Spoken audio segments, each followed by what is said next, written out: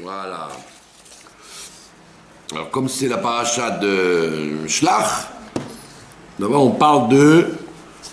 À la fin de la paracha, on parle de un monsieur qui s'appelait Tzlofrad et qui a cueilli, qui a coupé des arbres pendant Shabbat. Il a coupé les... Mekoshe Shotsim, on l'appelle. Il a coupé les arbres et il a été condamné à mort. Et on dit qu'il a fait exprès pour que les gens sachent que bien qu'ils ne rentrent pas en Eretz Israël, alors ils ont dit puisqu'on ne rentre pas en Israël, donc il n'y a pas de mitzvot. Tout s'arrête. Donc, tout ce qui a été dit avant, c'est nul. Donc, ils ont dit il n'y a pas de Shabbat non plus. Et à ce moment-là, donc il a fait exprès, c'est ce qu'on nous raconte dans le Midrash et le Zohar, il a fait exprès de transgresser Shabbat pour que, il a donné sa vie pour qu'on voit que, bien qu'ils resteront dans le désert, ils ont les mitzvot qui restent sur leur tête. Et donc il a été mis à mort pour avoir transgressé Shabbat. Donc puisqu'on parle là-bas qu'il a cueilli, qu'il a coupé des arbres, on va parler de ce problème-là. Un des 39 travaux de Shabbat, c'est de ne pas ni planter, ni récolter. Alors, comment ça marche dans la maison, par exemple? Alors, on te dit, tu as dans la maison, tu as un pot. Un pot de plantes ou un pot de fleurs. Alors, en général, on fait une différence.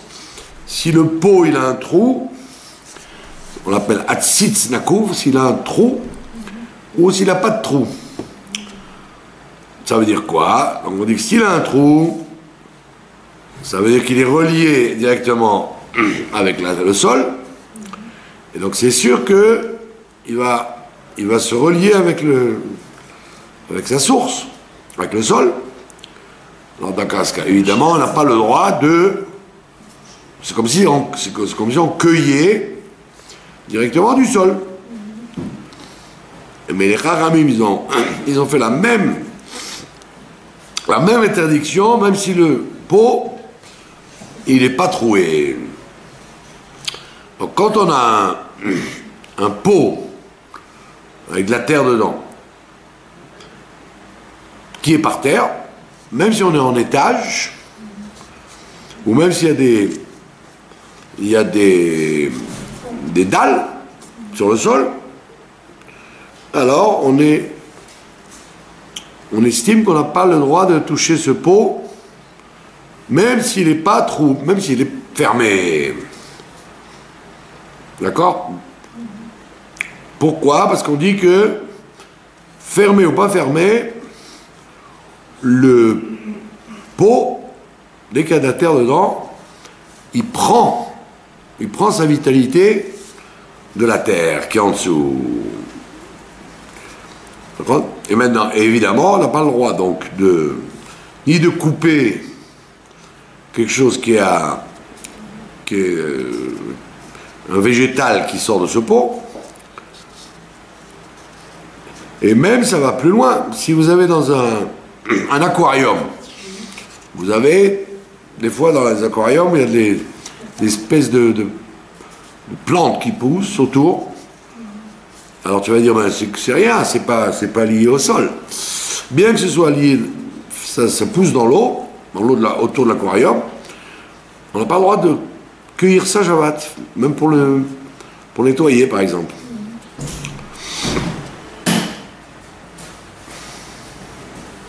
Et même de demander un goy, on n'a pas le droit. Il faut que ça reste comme c'est, parce que c'est un des travaux de Shabbat, un des 39 travaux de Shabbat, de cueillir et planter. Alors maintenant, qu'est-ce qui se passe? Si par exemple,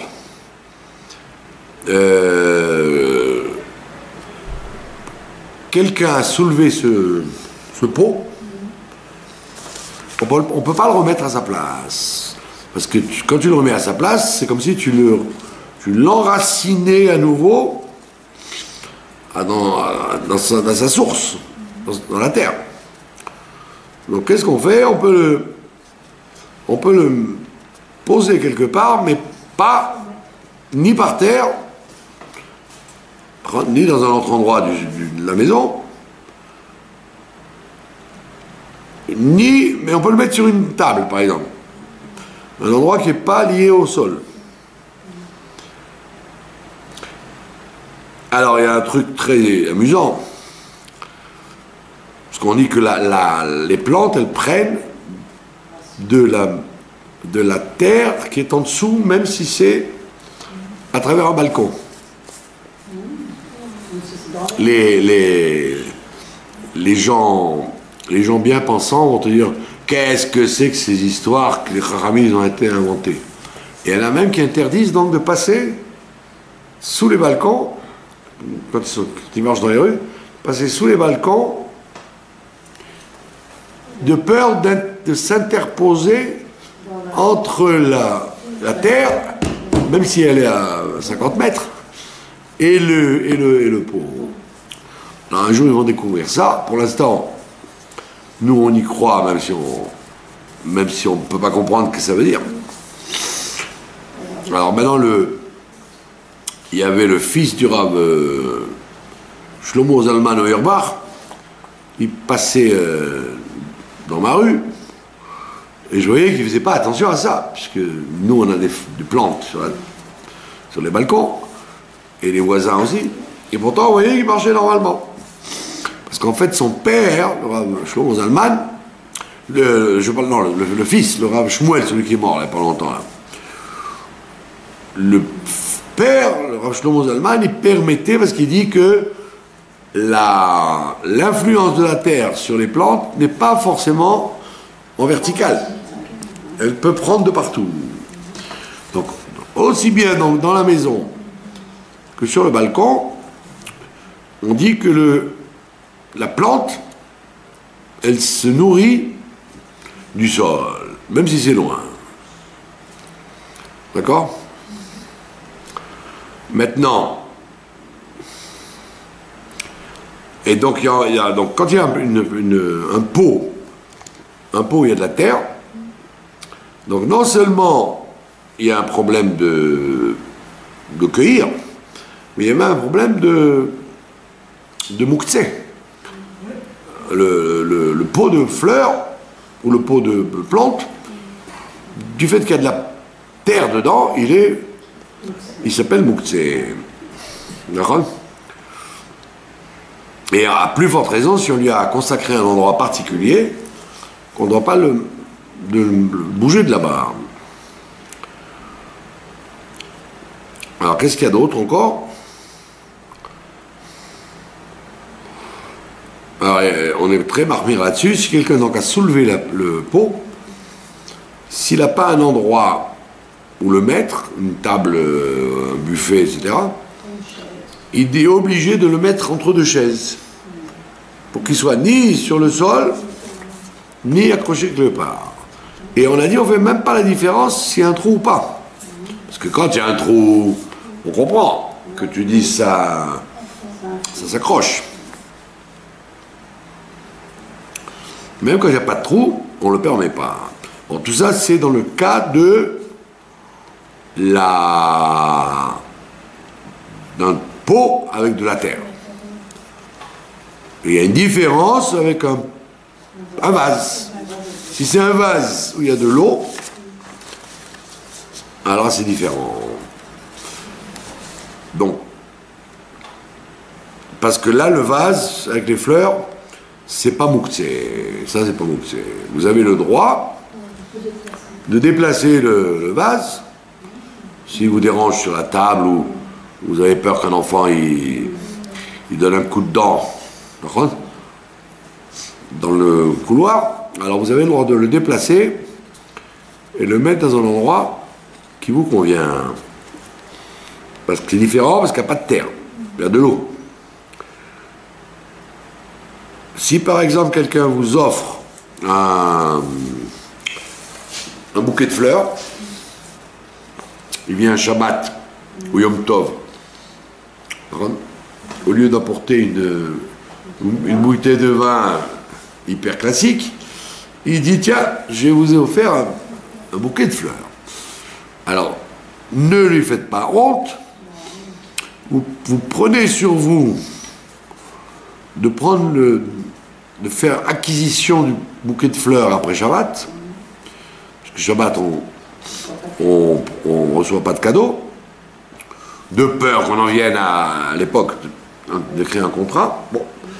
Donc on reçoit pas de cadeaux, donc qu'est-ce qu'on fait? On détourne le problème en disant il reste à toi et après Shabbat sera à moi. Et qu'est-ce qu'on fait? On a le droit de mettre le bouquet de fleurs dans un vase, mais sans eau. Un vase sans eau. Pourquoi? Le vase sans eau, on l'a dit, on a le droit, parce que les fleurs, c'est pas mouxé. Comme des plantes déconnectées, c'est pas mouxé. Des hadassim ou de la verveine, quand c'est déconnecté, c'est pas mouxé. Et non seulement c'est pas mouxé, mais on a même le droit d'enlever une feuille, puisque ça poussera plus. Il n'y a plus aucun risque. Il n'y a que quand il y a de l'eau qu'on craint. Donc les fleurs elles-mêmes, c'est pas mouxé. Donc tu mets les fleurs dans un vase. Mais tu mets pas de l'eau parce que, en rajoutant de l'eau, tu facilites l'éventuelle croissance de la fleur. Et on te dit autre chose, que si les fleurs, par exemple, tu sens qu'elles sont très ouvertes, et si tu les secoues, ça risque de tomber. Donc, comme il y a de l'eau dedans, tu risques, en enlevant les fleurs, en bougeant, il faut faire attention d'aller très doucement pour ne pas que les pétales tombent, parce que quand il y a des pétales en moins, ça renforce le reste. Maintenant, si elles sont en bonne santé, elles sont fraîches, donc là, il n'y a pas de problème, tu peux les bouger aussi. Alors, il faut faire attention. Tout ça, c'est évidemment des xérotes, des rabbanan. Parce que la vraie mélacha, c'est de ne pas couper ni planter. Donc, on te dit, par exemple, s'il y a du soleil, et que toi, tu veux fermer le rideau pour empêcher le soleil sur la plante, tu n'as pas le droit. Tu as le droit de fermer le rideau, si tu veux fermer le rideau. Mais tu ne dois pas le faire pour la santé de la plante. Ou la fenêtre, par exemple. Il y a trop d'air, tu as peur que l'air abîme la plante. Si c'est pour la plante, tu n'as pas le droit de le faire. Si c'est pour toi, tu as le droit. D'accord? Donc on va très loin dans ces histoires-là. Maintenant, c'est vrai qu'aujourd'hui, avec les méthodes technologiques, ils ont vérifié que les plantes, elles vivent. Elles vivent, elles réagissent par rapport aux gens, par rapport à la musique qu'on leur met, par rapport à ce qu'on leur raconte. Des maisons où on se dispute, les plantes, elles meurent tout de suite. Et les maisons où les gens ils sont de bonne humeur et ils chantent et ils disent des gentils mots aux plantes. Bonjour, tu vas bien, tu veux un peu d'eau?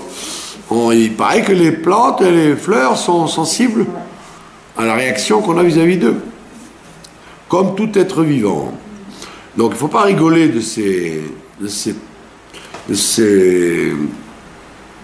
décrets des Chachamim, parce que effectivement, un jour on va se rendre compte que tout ce qui est écrit dans la halakha, c'est vérifiable.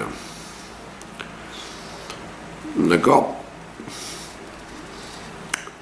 Dernier sujet là-dessus, on a parlé de ça parce qu'on a parlé du Mekoshesh Etzim dans la paracha, qu'il a coupé des arbres dans le désert pour montrer que le Shabbat c'était toujours valable.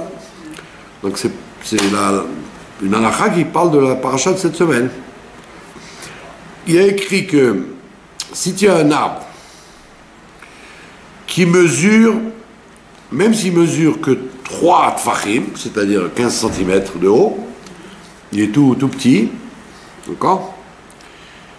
On ne doit pas le tripoter de peur qu'on en vienne à le cueillir, à tirer quelque chose de là-bas.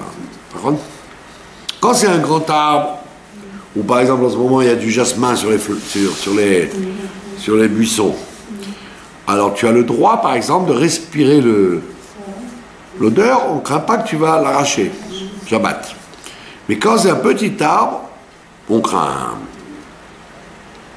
D'accord? Et donc à plus forte raison si c'est un petit arbre qui pousse dans un comme devant les restaurants ou les plages, il y a des espèces de bacs comme ça et ils font pousser des plantes. Là aussi on n'a pas le droit de jouer avec en disant ben non, ça c'est pas, je risque rien. Même si le bac il est pas troué, donc il n'a pas de contact avec le sol, il est indigne de mouxer, il ne faut pas jouer avec. Alors, est-ce que... Mais on l'a dit, donc la seule permission, c'est les vases d'eau. Au niveau des vases, un enfant il joue et il lance son jouet dans l'arbre. Et l'arbre est bloqué, et le jouet est bloqué dans l'arbre. Est-ce qu'on a le droit de le récupérer? Non. Shabbat, on ne peut pas, non. Shabbat, on ne joue pas avec un arbre, non. Non. Ben, Non, mais un petit pour une histoire de c'est ce qu'on raconte à propos de comment il s'appelle, de Elisha Ben Abouya, quand il était avec Rabbi Meir, il était sûr. On dit de peur qu'il en vienne à arracher une branche. On voit ça avec Rosh Hashanah, que si tu as oublié ton chauffard dans l'arbre, tu aurais pu dire mais attends, on va pas passer Rosh Hashanah sans le chauffard. Et là, on ne peut pas, il fallait prendre avant. De peur qu'on en vienne à le... Sauf si, comme à l'époque des sauvages, sauf si ta maison elle est dans l'arbre. Alors tu montes sur l'échelle, si ta maison est dans l'arbre. Mais sinon, frère Ramim, ils ont craint qu'on en vienne arracher une feuille, une branche. Ce qui n'est pas... comment on dit, inconcevable. Maintenant, un petit truc intéressant sur l'histoire de Tzlofrad. On dit il a arraché le Kosher Shetzim, il a arraché des arbres le jour du Shabbat. On raconte dans la Gemara, à propos de la Kedusha du Shabbat, qu'il y avait un chassid Echad, parce qu'on dit que le Shabbat, tu n'as pas le droit de faire des actions, tu n'as pas le droit non plus de parler. De parler chol. Fais attention à ton dibour, de ne pas parler d'affaires, pas parler de choses chol. Mais on dit dans la Gemara, penser, c'est déjà midat chassidut. Donc tu as le droit de regarder un magasin, par exemple, de regarder les voitures, les chaussures, ou ce que tu veux, mais tu n'as pas le droit d'en parler, mais tu peux y penser. Tu peux dire, tiens, je reviendrai dans la semaine, parce qu'il y a des chaussures qui me plaisent, et qui ne sont pas chères. Dans ta tête, tu peux penser, et tu ne dois pas le dire. Mais dans un chassid, même penser, il ne pense pas. Alors on raconte qu'il y avait un chassid qui s'est promené dans son jardin le jour de Shabbat, et qu'il a vu au milieu de la barrière qu'il y avait un très gros trou. Un très gros trou entre les deux barrières. Et il a dit, oh là, après Shabbat, il faudra que je remette, que je bouche le trou. Et comme il a pensé à ça, il a dit, je suis chassid, le fait d'avoir pensé, je réparerai jamais le trou. Je laisserai comme ça le trou. Et on dit, la Gemara a dit, pour le récompenser, il a eu un caprier qui est sorti, qui a poussé justement à l'endroit où, s'il avait bouché, ça ne serait jamais poussé. Comme il a laissé le trou, un caprier a poussé, Et un caprier, c'était la parnassa d'un homme. Pourquoi? Parce que dans le caprier, tout est mangeable.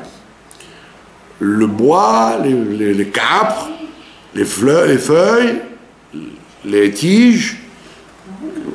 Oui, les Italiens, ils mettent ça dans les huiles à pizza. Ils mettent des branches, des câpres pour la cuisine. Donc c'est un arbre qui a quatre productions, le bois, les feuilles, les écorces et la capre elle-même. Et donc celui qui avait un caprier à l'époque, il pouvait avoir une parnassa parce que tout se vendait et ça repousse très vite. Pourquoi? Parce qu'il a pensé que j'aurais pas dû penser réparer pendant Shabbat, donc je me punis de ne pas réparer. Et Dieu l'a récompensé. Et on dit qu'un caprier, ça se dit tzlaf. Tzlaf. Et on dit que ce chassid, c'était le Gilgul de Tzlofrad. Tzlafrad. C'était son Gilgul, et comme il avait fait exprès de couper l'arbre pour que les gens sachent qu'on n'a pas le droit de transgresser Shabbat, donc il a donné sa vie pour ça, parce qu'il a été condamné à mort. Alors on dit, pour montrer qu'il était en fait tzaddik, il n'a pas fait ça pour transgresser Shabbat, on l'a fait redescendre dans un Gilgul et on l'a récompensé avec le caprier. Voilà.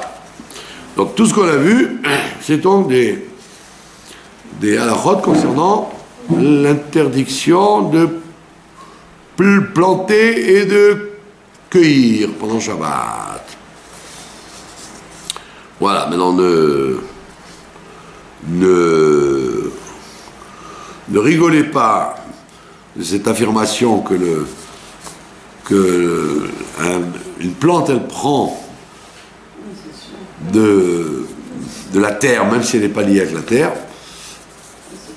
C'est peut-être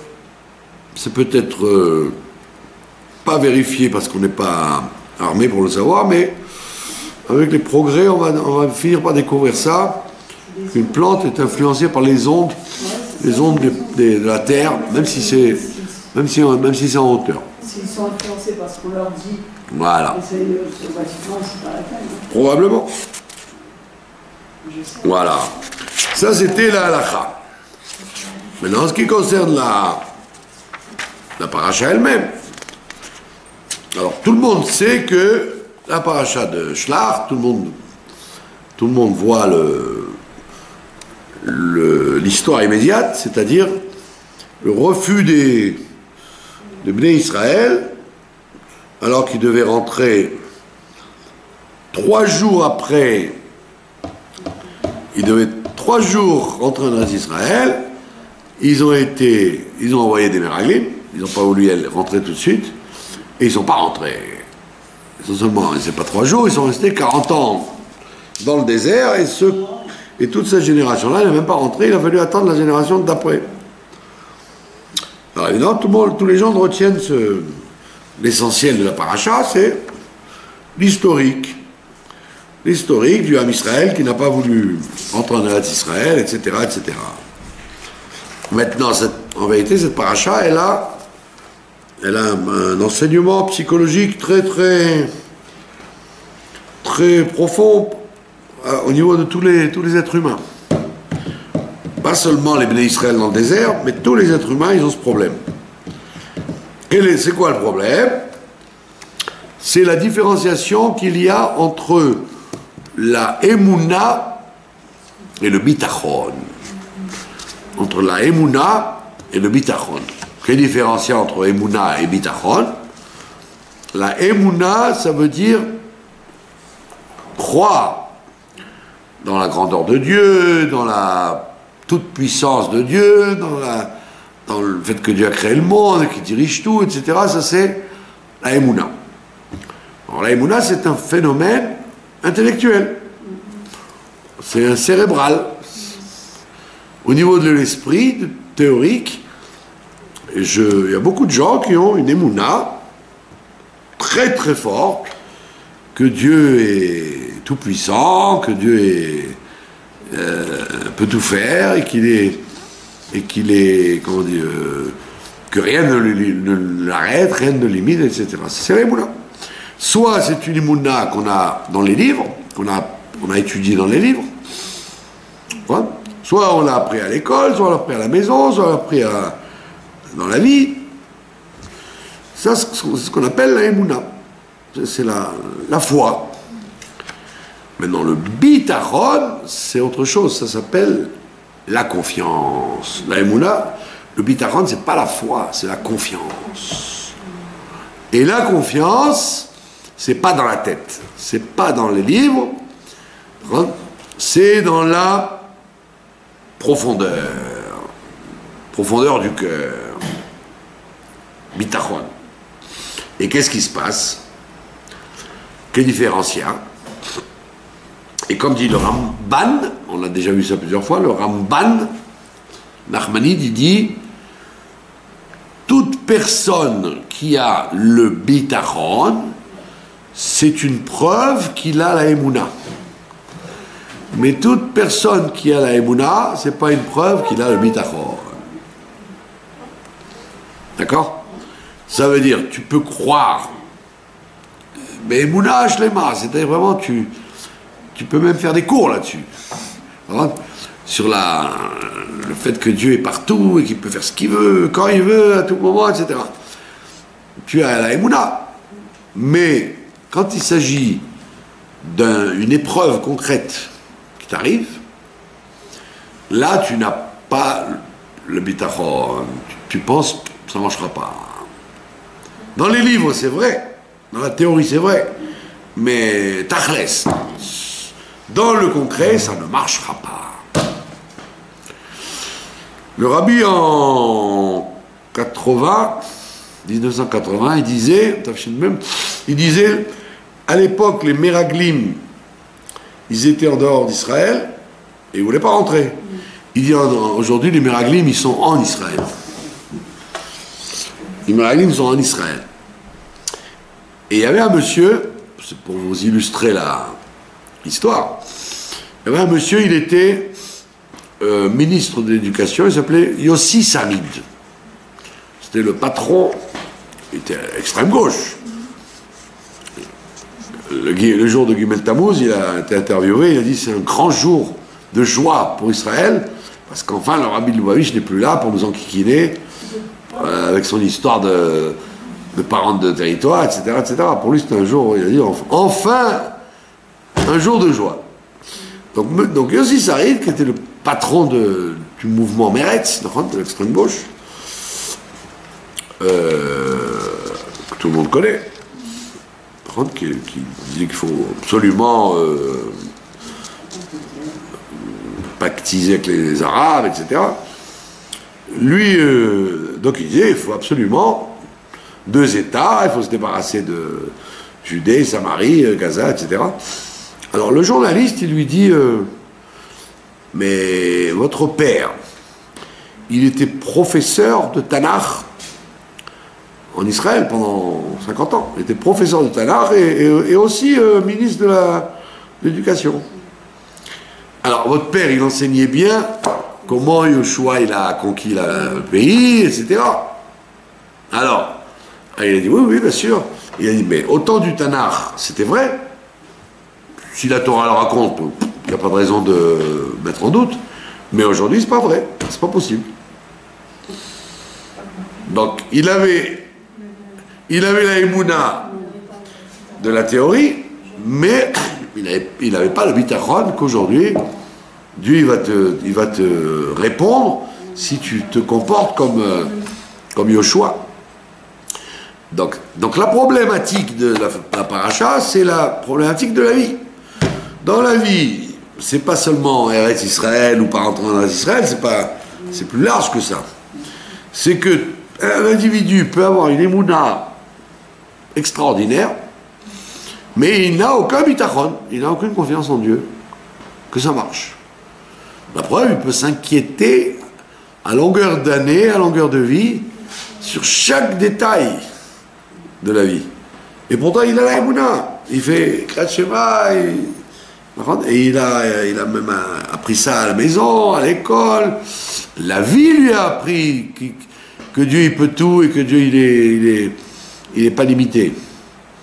Mais dès qu'arrive l'épreuve du concret, dès qu'il va avoir une occasion de vérifier ça sur le terrain, il n'a plus aucun bitachon. Il se rend malade et il s'inquiète. Alors maintenant, qu'est-ce qui se passe? On voit la différence entre le comportement de Dieu ici et le comportement de Dieu à la sortie d'Égypte. À la sortie d'Égypte, Dieu il dit à Moshe, au départ, il lui dit, tu vas leur montrer des signes. Au Bnei Israël, avant d'aller chez Pharaon, tu vas donc montrer un signe. Alors le signe c'est quoi? Que le bâton se transforme en serpent, etc. Alors Dieu lui dit à Moshe, s'ils ne croient pas dans le premier signe que tu leur fais, ils croiront dans le deuxième signe. Donc à l'avance, avant de se présenter devant le Sanhédrin et les Bnei Israël, Dieu il lui dit, voilà, montre-leur un signe, et s'ils ne croient pas dans le premier signe, amène-leur au deuxième signe. Et après ça marchera, ils commenceront à croire. Et effectivement, il y a les plaies, il y a les 10 plaies, il y a la mer Rouge, etc., etc. Maintenant ici, qu'est-ce qu'il fait le bon Dieu? Dès qu'il apprend, entre guillemets, qu'ils ne veulent pas rentrer en Israël, qu'ils n'ont pas confiance, les explorateurs, qu'est-ce qu'ils ont dit les explorateurs? Ils ont dit c'est pas possible, c'est pas jouable, impraticable, donc on n'y va pas. Et à ce moment-là, le bon Dieu il dit, je vais les exterminer et je vais recommencer tout avec toi, comme j'ai promis aux ancêtres. Donc j'ai obligé de respecter ma promesse. Donc je commence avec toi, mon cher Rabbeinu, je refais tout à zéro, eux je les extermine. Alors on dit pourquoi là-bas, à la sortie d'Égypte, il a toléré, s'il ne croit pas dans le premier signe, il croit dans le deuxième signe. Et là, pourquoi il n'a pas dit à Moshe, tu sais quoi, je vais leur faire encore un signe, et ils vont croire. Il dit non, il dit ça y est maintenant, avec tous les preuves que vous avez eues, Aaron, toutes les preuves que vous avez eues depuis plusieurs années, de la sortie d'Égypte. Vous avez vu la destruction de l'Égypte, vous avez vu la manne, et le puits, et le matin de Torah, et la mer Rouge, et les nuées, et les cailles, et quoi, comment on dit en hébreu, malo. Qu'est-ce que vous n'avez pas vu? Et vous continuez à dire, non, Dieu ne pourra pas là-bas, dans le désert il a pu, mais là-bas il ne pourra pas. Alors là, non. Ça veut dire un manque de bitachon tellement fort, alors que c'est pas que vous aviez eu la émouna, la foi que Dieu il peut, vous l'avez vu, vous l'avez vécu, et vous en vivez à chaque instant, de ce que je fais à chaque instant avec vous. C'est pas la preuve c'est que à longueur de journée ils vivaient par miracle, tout était miraculeux dans le désert. Donc vous n'êtes pas d'accord de croire que même en Eretz Israël, ça va continuer, il n'y a pas de réparation pour ça. Ça veut dire que le bon Dieu, il te dit, tant que tu n'as pas vu, tant que tu n'as pas expérimenté ma force, je peux comprendre, je te laisse le choix, j'ai la patience. Je peux comprendre. Je ne peux pas te faire un chèque en blanc si tu ne sais pas ce que je vaux. Mais quand tu as vu dans ta vie, jour après jour, les miracles que Dieu te fait à chaque instant, comment tu peux encore avoir une émouna forte et pas de bitachon? Ça, c'est un grand problème.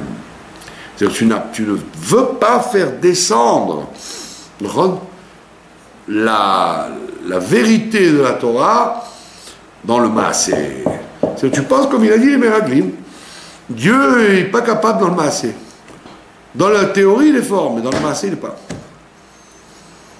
Comment on peut expliquer ça, qu'ils n'ont pas pu croire? Comment ils sont venus à ne pas croire? Parce que l'évidence, voilà, l'évidence de l'Eretz Israël, c'était que le miracle serait caché dans la nature. Il n'est pas question, n'oubliez pas que la parashat Shlach vient après la parashat de Béalotra. Dans Béalotra, qu'est-ce qu'il y a écrit? Eldad ou Medad, ils disent Moshe ne rentrera pas avec eux, c'est Yoshua qui va les faire rentrer. Ah, c'est pas la même chose. Moshe, c'est miracle à chaque instant. Yoshua, on ne sait pas ce qu'il vaut. Qui c'est celui-là, Yoshua? C'est un Talmide. Et le Talmide, même si c'est lui qui dirige, peut-être qu'il va nous obliger à faire des choses concrètes, alors que Moshe ne nous a jamais rien demandé. C'était toujours miraculeux ce qu'il a fait. En vérité, il croyait en Moshe, mais pas en Dieu. Donc il croyait que tu donnes Moshe, ok, on peut comprendre, mais qui te dit que Yoshua il va avoir la même réussite? C'est le même mérite. Alors donc c'est qu'ils avaient un manque de bitachon total en disant Dieu son mandat s'arrête maintenant que Moshe n'est plus là. Jusqu'à Moshe c'est bon. Après j'en sais rien. Alors qu'en vérité, comme le Midrash dit, c'était pas évident. Quand il y a écrit Moshe ne rentre pas, ça veut dire que c'était une prophétie, mais c'était pas obligé que ça se réalise. Il se pouvait encore, il n'y avait pas encore eu l'histoire de frapper sur le rocher, donc c'était encore valable que Moshe les fasse rentrer. Mais ils ont dit, il y a des situations dans lesquelles Dieu il est capable, et il y a des situations où il baisse les bras. Le monde est plus fort que lui. Et c'est pas absurde, parce que nous, le Ham Israël, on a supporté ça à travers les siècles. Quand les Juifs sont arrivés après la guerre, dans les pays d'exil où ils étaient, ils ont dit, bon, la cache-route, là où on était, d'accord, mais maintenant, continuer à manger cachère, c'est plus possible. Continuer à faire Shabbat, c'est pas réalisable. Les Juifs, quand ils sont arrivés en Amérique, ou en France, ben, ils ont dit, là-bas on pouvait être Shomer Shabbat, Shomer Torah, Shomer... Mais ici on ne peut plus, les conditions ne sont plus les mêmes. Donc on voit bien que l'épreuve, elle est toujours la même. Et l'épreuve individuelle, elle est tout le temps là, tous les jours. Tu te lèves le matin, tu dis, comment je vais faire? Attends, mais comment je vais faire? Comment tu as fait jusqu'à maintenant? Tu as bien vu que Dieu, il t'a toujours goupillé les événements pour t'arranger. C'est pas que tu n'as rien vu de ta vie. Tu n'arrêtes pas, quand tu réfléchis, de voir qu'il y a des nissim et des niflaot. Alors pourquoi tu ne crois pas? Parce que tu n'introduis pas ça dans le bitachon. Tu le laisses dans la théorie, tu l'oublies. Et donc c'est un très très grand handicap. Un très gros handicap, parce que tout le temps tu es dans les doutes. Tu vis dans les doutes. Alors que tu devrais prendre la leçon et dire, ça y est, c'est clair que jusqu'à maintenant, toujours Dieu m'a aidé, donc il n'y a aucune raison qu'il n'a pas continué à le faire. Pourquoi il ne continuerait pas? Donc c'est toute l'histoire de la différenciation entre Emouna et Bitachon. On dit peut-être qu'il ne continuerait pas, c'est peut-être qu'on se dit on a fait quelque chose qui n'est pas bien et notre mérite est moindre. Très bien. Donc on se dit, si mon mérite est moins grand, peut-être que je n'aurai pas... Très bien. S'il est décrété que tu n'auras pas, alors c'est bien aussi, c'est ce que Dieu y veut. Qui t'a dit que ce que toi tu veux, c'est ce qu'il faut? Alors, si ce que tu veux, c'est ce qu'il faut, on te dit oui, ça va continuer. Mais si, pour des raisons qui sont de ta faute, ça ne continue pas, eh ben ça veut bien dire que Dieu il a un autre programme pour toi.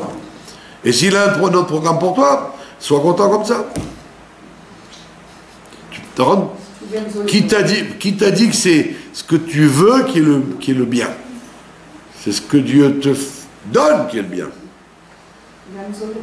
Donc, non, mais c'est pas que les gens, ils sont tellement scrupuleux, ils ont tellement d'Irat Shamaïm qu'ils disent, comme j'ai plus de mérite, Dieu ne va pas me faire le miracle. Pourquoi avant, c'était tellement méritant? Tu as bien vu que Dieu, il t'a fait des miracles, même si tu valais rien du tout. C'est pas du tout à cause des mérites qu'il t'a fait, qu'il t'a donné ce qu'il t'a donné. Il te l'a donné et il continuera à te le donner. Il n'y a pas de raison d'imaginer un avenir différent. Simplement, c'est un Yetzer Hara pur et simple. C'est un Yetzer Hara pur et simple qui frappe les gens. Qu'il n'y aura pas.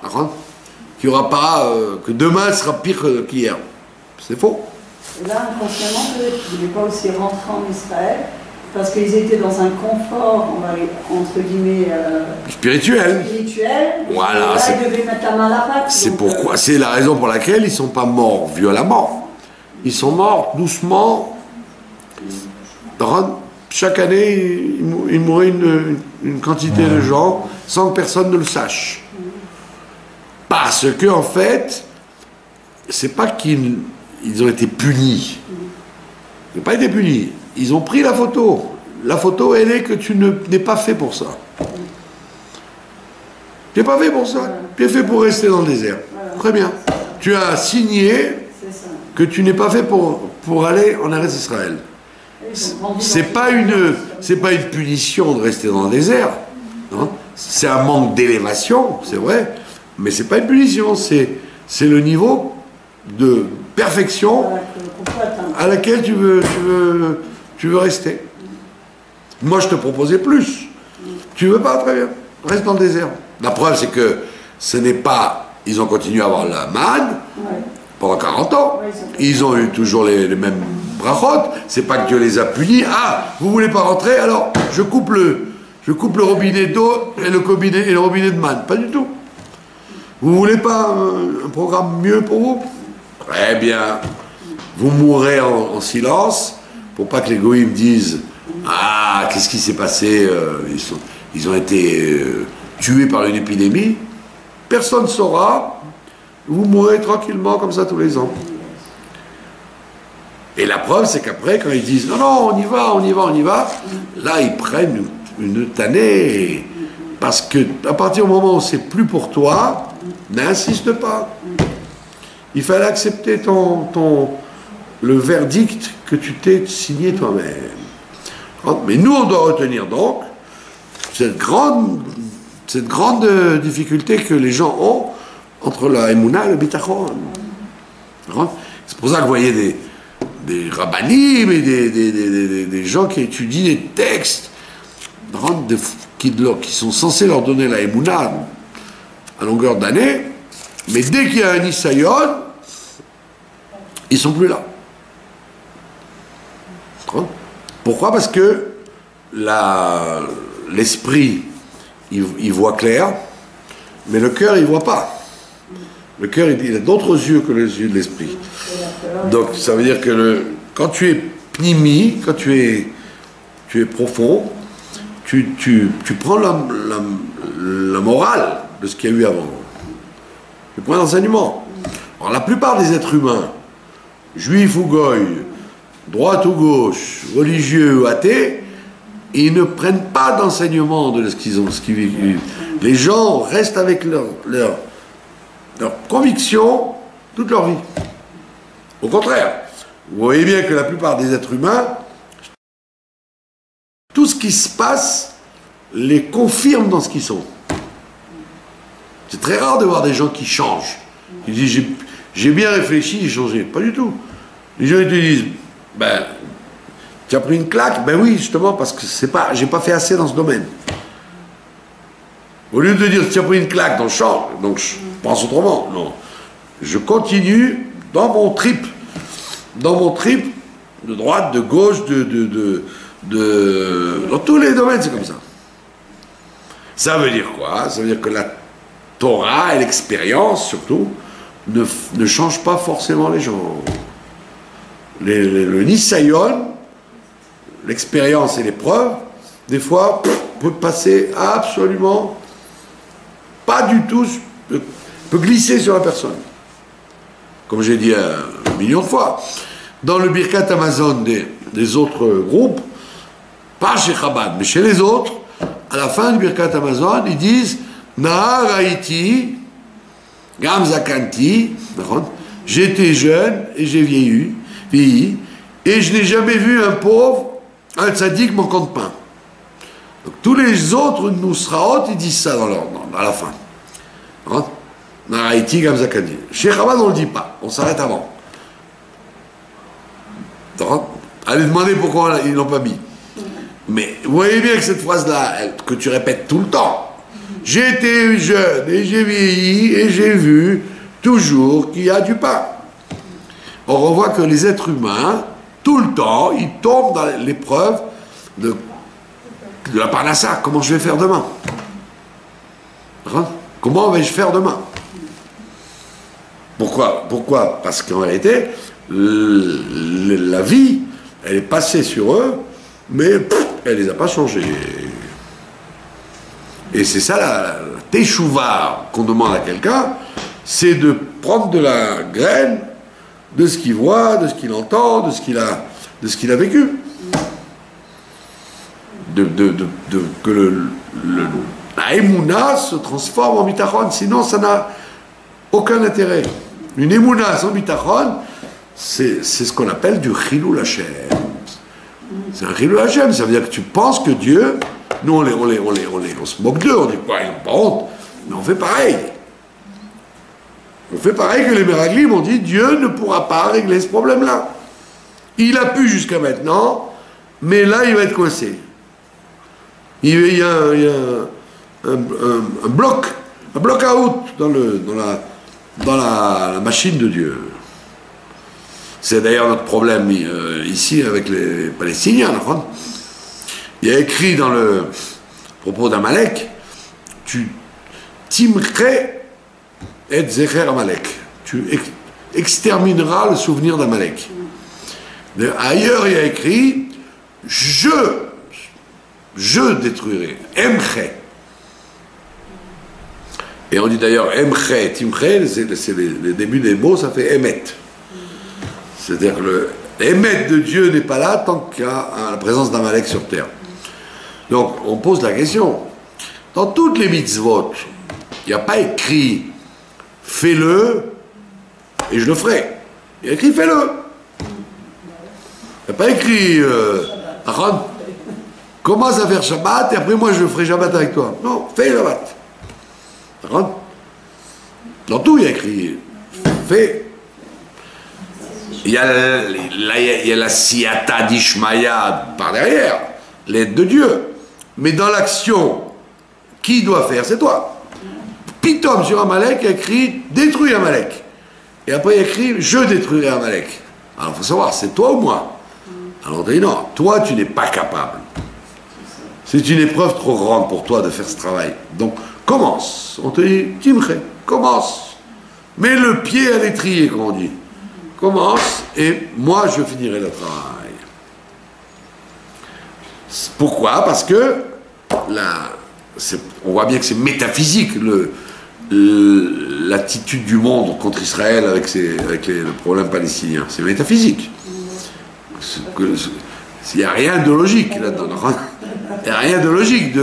Tu prends des claques, on te dit comment tu prends des claques? Mais continue à prendre des claques. Tu te défends. Pourquoi tu te défends? Bon, des trucs absurdes à tous les coins de rue. Qu'est-ce qui se passe? C'est-à-dire que notre épreuve à nous vis-à-vis de ces gens-là, c'est une épreuve qu'on ne peut pas régler tout seul. C'est d'ailleurs tout le problème pourquoi la gauche a dit qu'il faut démissionner. Les gens qui ont la foi, ils savent que toi, commence et Dieu, il t'aidera. Dieu, il finira, pas qu'il t'aidera. Il finira le travail. Et ça, c'est dans tous les missionnautes, ça doit être comme ça. Toi, tu crois que la parnassa, c'est toi qui fais tout et Dieu, il est derrière? Non. En cachette, Dieu, il fait tout. Dans cachette, Dieu, il fait tout. Seulement, tu dois faire semblant. Au moins, fais des gestes. qu'on appelle voilà, Ishtadlut ou Keilu, etc. Donc on voit bien que dans la vie de chaque jour, quand l'homme, il croit il dirige les choses, alors il dit voilà, ça marche. Quand il croit que ça ne dépend pas de lui, il dit mais ça ne marchera pas. Ça ne marchera pas parce qu'en vérité, tu n'as pas le bitachon. Dans le bitachon, ce que tu fais, que tu ne fais pas, c'est en vérité poussé par une force supérieure que tu n'arrives pas à attraper. Et donc c'est pour ça que la parasha de Shlach, elle est... Les gens là croient que c'est une paracha liée avec Israël, pas Israël, etc. Ça n'a rien à voir. C'est une paracha beaucoup plus profonde de psychologie de l'être humain. Il n'y a pas que les Juifs qui sont touchés par ça. Et Moula et Bitachon, même les Goïms, ils ont ça. À travers les siècles, on voyait qu'il y a des gens qui n'ont l'Occident, par exemple, pourquoi il se comporte mal? Parce qu'on les a enlevé l'idée de Dieu, de Bichlal. Donc comment il peut y avoir Emouna et Bitachon quand il n'y a plus de Dieu dans l'affaire? Tout est hasard, tout est rapport de force. Alors on dit, justement, pour qu'il y ait Emouna et Bitachon, il faut qu'il y ait déjà une conscience qu'un balabait, qu'il y a un maître dans ce monde-là, un patron. Ouais, justement, Ishmaël, c'est ça son avantage. Ishmaël, bah oui, parce qu'il dit Dieu m'écoute. Dieu l'écoute. C'est plus que du bitachon, c'est de la chutzpah, c'est de l'assurance démesurée. C'est une leçon pour nous. Avoir la leçon exactement. Moi j'ai vu une équipe de balayeurs de Jérusalem. En plein milieu du travail, ils ont mis des cartons par terre, ils faisaient la prière. Ils ont mis le camion à côté et ils ont fait la prière. Alors, nous, on n'ose pas faire ça. Moi, j'avais un parent qui surveillait la viande en Chine. Le patron de l'abattoir, c'était un musulman, chinois. Ouais, musulman, un chinois converti à l'islam, quoi. Et il arrive avec son tapis, et il lui dit, bon, t'as fini de travailler? Il dit, oui. Il dit, bon, alors, d'accord. Il sort son tapis, il commence à prier dans l'abattoir. Alors que toute l'équipe, ils allaient dans les chambres à côté pour faire la tfila, discrètement, non. Et lui, pas du tout, il a mis le tapis par terre. Voilà, donc il faut apprendre. Il faut apprendre à avoir du bitachon. C'est pour ça que l'éducation au bitachon, c'est une éducation qu'on doit donner très très tôt aux enfants. Mais pour qu'on leur apprenne le bitachon, il faut qu'on en ait nous-mêmes. Il faut qu'on soit pétri de confiance en Dieu. Quand quelqu'un n'a pas de bitachon, eh bien, Dieu lui montre sans arrêt qu'il fallait en avoir. Parce que vous auriez pu dire, mais Dieu, il ne se fatigue pas avec nous. Il devrait se fatiguer, non? Les années qui passent, et tu es toujours le même individu. Et justement, le bon Dieu est très patient parce que c'est l'épreuve même de l'existence humaine. D'avoir une confiance en Dieu. Confiance inébranlable, comme on dit.